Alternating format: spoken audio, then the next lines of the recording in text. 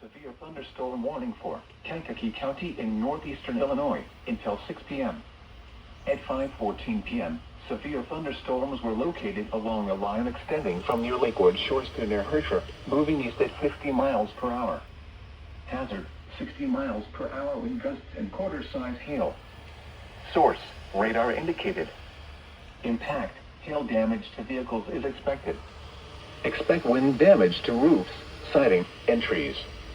Locations impacted include St. Anne, Chubance, Bradley, Kankakee, Manteno, Limestone, Aroma Park, Moments, Hopkins Park, Salmons Point, Sun River Terrace, Grant Park, and Bourbonnais. Remain alert for a possible tornado. Tornadoes can develop quickly from severe thunderstorms.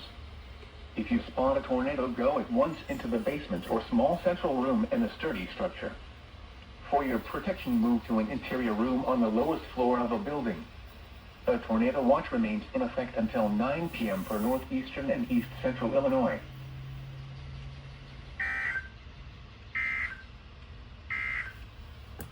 The severe thunderstorm warning for eastern Kendall, western Wood.